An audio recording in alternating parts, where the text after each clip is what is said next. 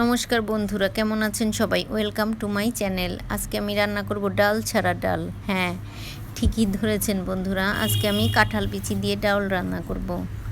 আমি কাঁঠাল বিচিটা একটু কুসুম গরম জলে ভিজিয়ে রাখলাম, আর এর মধ্যে দিয়ে দিব একটু লেবুর রস। আসলে অনেক আপুদের দেখলাম যে কাঁঠাল বিচি পরিষ্কার করার এভাবে কাঁঠাল বিচি পরিষ্কার করে, এজন্য আমি ভাবলাম যে আমি ওইভাবে কাঁঠাল বিচিটা পরিষ্কার করি।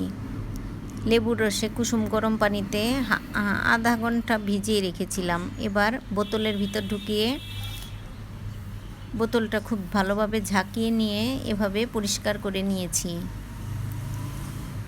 কাঁঠাল বিচিটা খুব সহজেই পরিষ্কার হয়ে গিয়েছে। এবার আমি কাঁঠাল বিচিটা বেটে নিব। আসলে কাঁঠাল বিচির এই ডাউল অনেক দিন ধরে রান্না করার ইচ্ছা ছিল, আর হয়ে ওঠে না। আজকে খুব তাড়ার মধ্যেও রান্না করে ফেললাম। আজকে একটু তাড়া ছিল, তারপরেও বলি যে কাঁঠাল বিচি দিয়ে ডালটা আজকে রান্না করি। কাঁঠাল বিচিগুলো খুব পরিষ্কার করে ধুয়ে আমি সিদ্ধ করে নিয়েছি। এবার পাটায় বেটে নেব। দেখুন বন্ধুরা, কতটা সাদা হয়েছে, ঝকঝকে হয়েছে। এবার কাঁঠাল বিচিগুলো খুব সুন্দর মতো বেটে নিয়েছি। অবশ্য ভিতরে কোনো দলা থাকা যাবে না। আমি 2 বার বেটে নিয়েছি। এবার গরম জলে দিয়ে দিব, উতলানো জলে দিয়ে দিব। ডাউলে অবশ্য সবসময় গরম জলটাই দিতে হয়। আমি ডাউল রান্নার সময় একটু জল করে রাখি এক্সট্রা, যাতে পরে লাগলে সেই গরম জলটা দেয়া যায়। এবার আমি হলুদ গুঁড়া দিয়ে দিচ্ছি।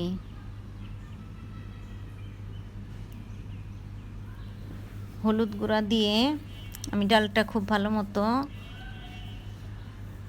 জাল করে নিব, আর দিয়ে দিলাম লবণ।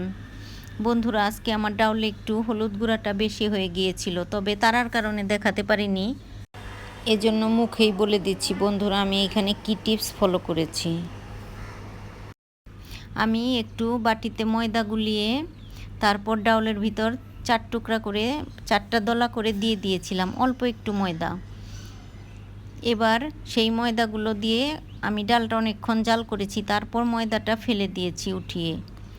এজন্য আমার ডাউলের হলুদটা পরে ঠিক হয়ে গিয়েছে। এবার আমি বরবটিগুলো ভেজে নিচ্ছি। আমি আজকে বরবটি দিয়ে ডাউল রান্না করব। বরবটিগুলো আমি নুন দিয়ে ভেজে নিচ্ছি। বরবটিগুলো ভাজা হয়ে গেছে, এবার ডালের উপর দিয়ে দিব। আসলে নিরামিষ ডাল বরবটি বা কাঁঠাল বিচি অথবা ডাঁটা দিয়ে খেতে ভালো লাগে, এজন্য আমি ভাবলাম যে বরবটি দিয়ে দিই আজকে। কাঁঠাল বিচির ডাল তো, তাই কাঁঠাল বিচি দিলাম না। ডাঁটাও ছিল, তবে বরবটিটাই ভালো লাগলো, এই জন্য বরবটিটা দিলাম। বরবটি দিয়ে আমি কিছুক্ষণ জাল করে নেব। দেখুন বন্ধুরা, ডালের কালারটা আস্তে আস্তে স্বাভাবিক হয়ে আসছে। আসলে হলুদটা একটু বেশি হয়ে গেলে কালারটা খুব বাজে লাগে। এবার আমি ফোড়ন দিয়ে দিব। ডালে দিয়ে দিব তেজপাতা আর শুকনো লঙ্কা।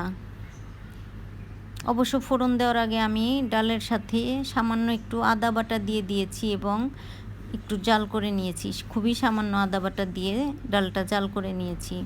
এবার আমি দিয়ে দিলাম 2টো এলাচ। এলাচ দিয়ে আমি গোটা জিরে দিয়ে দিলাম। এবার আমি ডালটা দিয়ে দিচ্ছি।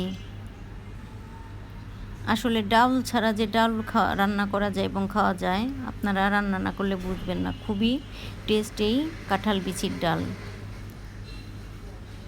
আজকে বাসায় সবাই খুব চেটে পুটে খেয়েছে এই কাঁঠাল বিচির ডাল। এবার আমি একটু সামান্য চিনি দিয়ে দিচ্ছি। দারুণ হয়েছিল এই ডালটা। আমার ভিডিওটা যদি ভালো লাগে তবে অবশ্যই জানাবেন, লাইক কমেন্ট শেয়ার করবেন। ভালো লাগলে আমার ইউটিউব চ্যানেলটা সাবস্ক্রাইব করবেন। যারা ফেসবুক থেকে দেখছেন, ফেসবুক পেজটি ফলো করার অনুরোধ রইল।